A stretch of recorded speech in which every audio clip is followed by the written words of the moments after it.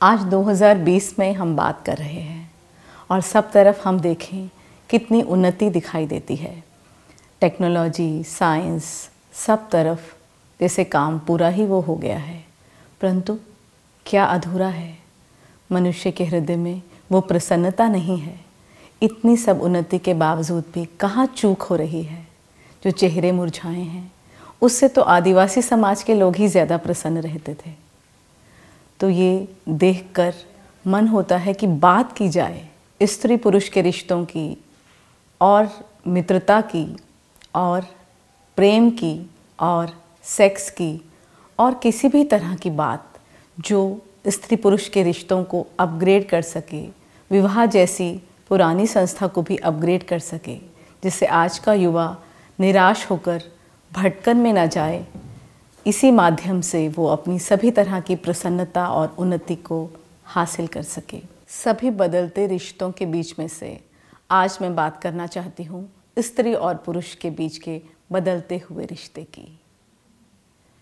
चाहे वो विवाह है या वो प्रेम है, स्त्री और पुरुष अक्सर झगड़े में या एक दूसरे के विरोध में दिखाई देते हैं, जबकि वो एक दूसरे के पूरक हैं।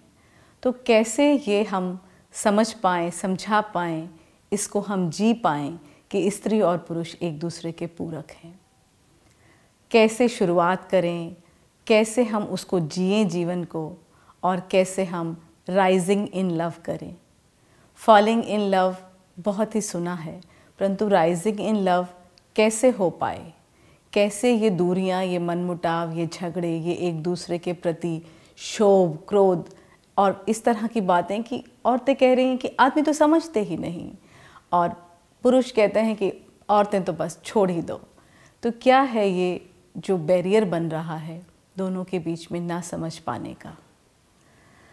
यदि हम इसको और सूक्ष्म करें कि जो स्त्री और पुरुष प्रेम में they have fallen in love, वो कैसे उसको मेंटेन कर सकें, कैसे उस इंटीमेसी को बढ़ा सकें, हम इस बारे में बात करते हैं।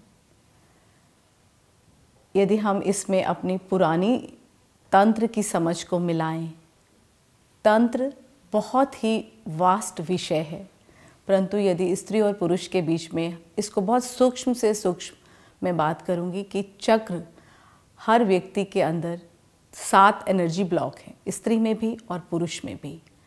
और जो मान्यता ली गई थी स्त्री और पुरुष के साथ की, वो इसी सोच में थी, तंत्र की दृष्टि से या अध्यात्म की दृष्टि से, कि ये 7 चक्रों पर कैसे मिलन हो। लेकिन मिलन कहाँ होता है? सिर्फ क्योंकि हम इस समय एक उपभोक्तावादी चीज़ में जी रहे हैं कि मिलन सिर्फ ये होता है कि इस शरीर को मैं कैसे अपने सुख के लिए इस्तेमाल करूं।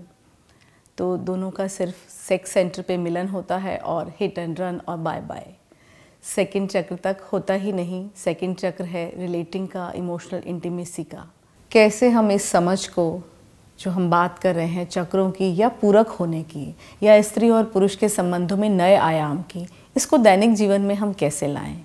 सबसे पहला इसका की है कम्युनिकेशन। कम्युनिकेशन हमारा पूर्वाग्रह से ग्रसित है और हम अपने ही उधेड़बुन में रहते हैं। अगर हम ओपन हार्ट, ओपन माइंड से कम्युनिकेशन करते हैं, और उसके लिए हमें ध्यान भी हेल्प करता है। कई विधियां हैं। कम्युनिकेशन सिर्फ और सिर्फ बोल के नहीं होता है, दिमाग से नहीं होता है, लेकिन हम वो स्पेस ही क्रिएट नहीं करते हैं कि हृदय से हृदय की बात हो, शरीर से शरीर की बात हो, आँखों से आँखों की बात हो। इतना हम स्पेस नहीं देते हैं। तो पहला स्टेप है वो स्पेस क्रिएट करना कि जिसमें ऐसा संवाद संभव हो, एक दूसरे को सम्मान देते हुए उसको समझने के लिए। आधुनिक मनोविज्ञान की दृष्टि से भी देखें हम तो 4 हमारे पॉइंट हैं जिससे हम रिलेशनशिप को बिल्कुल ब्रेक कर देते हैं। BJAP क्या है ये? B से ब्लेम, एक दूसरे को ब्लेम करते हैं हम, तुम्हारी वजह से, तुम्हारी वजह से। और J जजमेंट, हम जजमेंट करते हैं कि स्त्रियां तो ऐसी होती हैं, बेकार करना ही बेकार, पुरुष तो ऐसे ही होते हैं, जजमेंट हम करते हैं। फिर है A अवॉइडिंग, फिर हम अवॉइड करने लगते हैं। और उसका एक और भी रूप सामने आ रहा है मुझे गलत भी यहाँ समझा जा सकता है, परंतु स्त्री और पुरुष के चैलेंज को अवॉइड करने का फिर क्या है, होमोसेक्सुअलिटी की, पुरुष पुरुष से ही मिले, स्त्री स्त्री से ही मिले। अवॉइड दिस चैलेंज कि स्त्री और पुरुष के बीच में कैसे सामंजस्य हो, तो हम अवॉइड करने लगते हैं। ये तो एक बिल्कुल मैंने अति बताई, अदरवाइज़ भी हम अवॉइड करके और चीज़ों में इन्वॉल्व हो जाते हैं कि ये चैलेंज हमारे से नहीं लिया जा रहा है। और लास्ट है पैटर्नाइजिंग, एक दूसरे को हम पैटर्नाइज करना चाहते हैं, मतलब एक बड़ा है, एक बॉस है और एक उससे नीचे है। पहले ये पुरुष ज़्यादा कि मैं बॉस हूँ घर में, और अभी ऐसा भी है कि स्त्री the time of the female, तो वो सोचती हैं कि भाई मेरा ही जो बात है वो सही होनी चाहिए, जो भी पैटर्नाइज करता है। तो इन सब चीज़ों, चाहे हम आधुनिक साइकोलॉजी में देखें या हम अपनी एंशिएंट विजडम में देखें, सॉल्यूशंस तो बहुत हैं, लेकिन उसके लिए स्पेस, टाइम, एनर्जी डिवोट करनी होती है। जो सारा विकास साइंस और टेक्नोलॉजी में हुआ, क्या बिना टाइम और एनर्जी के हुआ? नहीं।